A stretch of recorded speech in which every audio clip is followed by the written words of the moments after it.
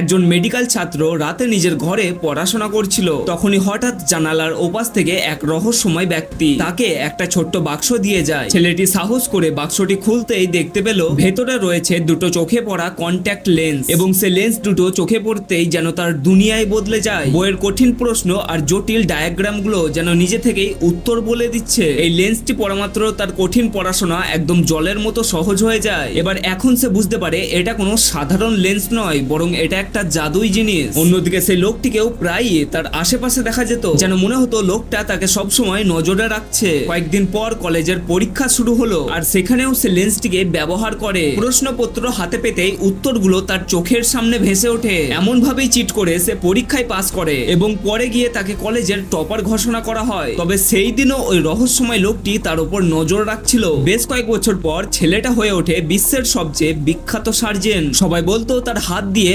অসম্ভব অপারেশনও সফল হয়। অপারেশনের সময় লেন্স তাকে দেখিয়ে দিত কোথায় কি করতে হবে। এক বছরের মধ্যেই সে জিতে নেয় অসংখ্য পুরস্কার। এরপর একদিন এলো তার জীবনের সবচেয়ে বড় পরীক্ষা। সে দেশের এক গুরুত্বপূর্ণ নেতা হঠাৎ মঞ্চেই অসুস্থ হয়ে পড়েন। এমার্জেন্সি ভাবে সে বিখ্যাত সার্জনকে ডাকা হয়। পুরো সম্মান ভাবে তাকে নিয়ে যাওয়া হয় সেই নেতার কাছে। অপারেশন শুরু হতেই লেন্স তাকে আগের মতোই পথ দেখাতে থাকে। ঠিক তখনই হঠাৎ করে লেন্স কাজ করা বন্ধ করে দেয়। প্রথমবারের মতো সে বুঝতে পারে লেন্স ছাড়া সে আসলে কিছুই জানতো না। চাপের মধ্যে তার হাত কাঁপতে লাগে, যে কারণে অস্ত্র ভুলভাবে চলে যায় আর জ্যান্ত মানুষকে সে মৃত্যুর মুখে ঠেলে দেয়। ঠিক তখনই সে দেখতে পেল দূরে দাঁড়িয়ে থাকা সে রহস্যময় লোকটির মুখে হালকা মৃদু হাসি। এবার কমেন্টে জানান লোকটি আসলে কে ছিল।